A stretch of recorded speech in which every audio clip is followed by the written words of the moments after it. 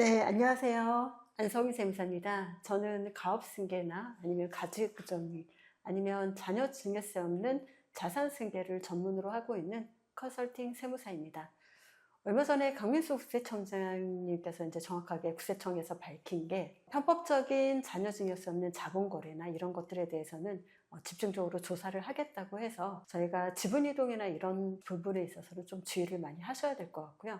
그리고 저희 입장에서는 조금 악재인 게 최근 세수 부족으로 인해서 지금 국세공무원들의 그 조사 추진 실적이 이제 인사 성과에 반영되는 그런 또 개정이 있을 예정이에요. 그래서 앞으로 국세청 조사 강도가 좀 강해질 강도입니다. 그래서 지분이동이라든가 가업승계 이런 부분들은 전문가의 꼼꼼한 도움을 받으셔서 진행을 하셔야 될 것 같습니다.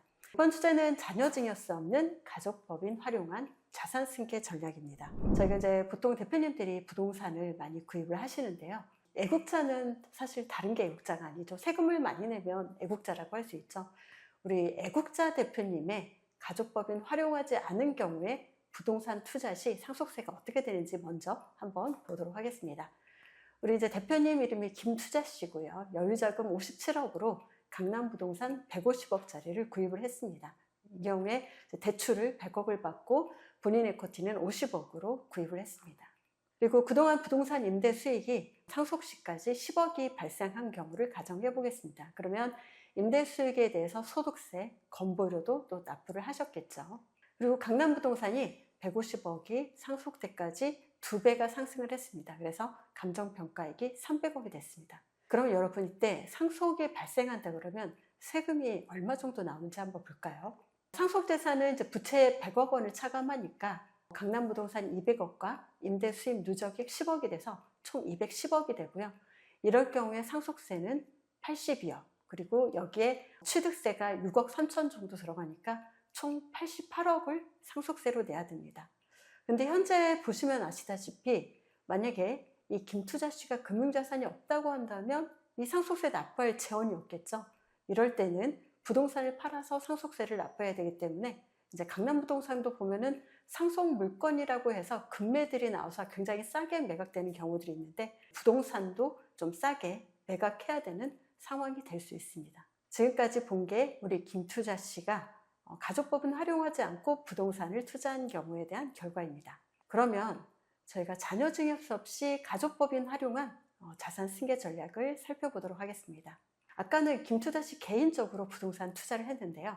이번에는 김투자 가족, 아름다운 김우아 씨 배우자, 사랑하는 딸 김사랑, 그 다음에 든든한 아들 김든든이 다 주주가 돼서 주식회사 김투자를 설립하게 됩니다. 지분율은 25%씩 갖고요. 이 경우에 자녀증여세 없는 전략을 폐기해서 만약에 부모가 대여금이 조금 적다거나 이럴 때는 자녀 지분율을 높이는 것도 하나의 전략이 될 수가 있습니다. 이게 가족법인과 자녀법인은 혼동해서는 안 되고요. 부동산 가족법인 같은 경우에는 지분율이 달라도 되고 자녀로만 이루어진 자녀법인 같은 경우는 지분율이 동일한 게 유리합니다. 그리고 김투자 가족의 김투자 씨가 57억을 주식회사 김투자에 부상으로 빌려주게 됩니다. 이 경우에 주주가 4명이기 때문에 김투자 씨가 김투자 법인에 무상으로 빌려준다고 하더라도 57억을 전혀 과세 문제가 발생하지 않습니다. 하지만 이게 개인 간 대여라고 한다면 김투자 씨가 자녀 개인에게 2억 1,700만 원 이상만 무상으로 빌려줘도 과세 문제가 발생을 하게 됩니다. 그리고 아까는 이제 김투자 개인으로 부동산을 취득했지만 이번에는 주식회사 김투자로 150억의 강남 부동산을 취득하게 됩니다. 이 경우 대출은 100억으로 동일합니다. 그리고 임대 수입이 아까 경우에는 김투자 개인으로 기속이 되어서 김투자 씨가 계속 소득세와 건보료가 납부를 했고 또 상속 시까지 10억 원 정도의 상속 재산이 누적이 됐지만 이 임대 수입은 주식회사 김투자에 기속되기 때문에 이 임대 수입으로 임원으로 등록된 자녀의 급여 지급이 가능합니다. 다만 이 경우에는 자녀가 이 법인에서 어떤 임원으로 활동한 그런 증빙들이 있어야 되겠죠. 그리고 지금 여기에서 이제 중요한 게 아까 김투자 씨가 주식회사 김투자에 57억을 대여했기 때문에 상속 시에는 이 부분이 상속 재산에 포함됩니다. 근데 이제 마지막에 이 마무리가 어떻게 돼야 되냐면 그 57억 대여한 거를 매년 4억씩 대여금 채권을 포기하게 됩니다. 이때는 주의해야 될 게 대여금에 대해서 아까 무상으로 대여한 게 1% 이자율로 전환하는 게 안전할 수 있습니다. 그리고 주식회사 김투자는 이제 매년 4억씩 차입금이 감소되기 때문에 재무비율이 좋아지는 효과가 있겠죠. 그리고 강남부동산은 아까와 동일하게 2배 상승해서 300억이 되었습니다. 그러면 최종 상속세는 어떻게 되는지 볼까요? 이 경우에는 부동산에 대해서 상속세를 내는 게 아니고 김투자씨 주식에 대해서 상속세를 내게 됩니다. 이렇게 될 경우에는 김투자씨 주식 가격이 대략 40억 정도 되고요. 40억에 대한 상속세가 약 8억 정도 됩니다. 그리고 이 경우에는 주식을 상속받는 거기 때문에 취득세가 없습니다. 그래서 총 8억의 세금으로 상속세를 납부하면 되기 때문에 부동산을 급매로 처분하거나 이럴 가능성이 없겠죠.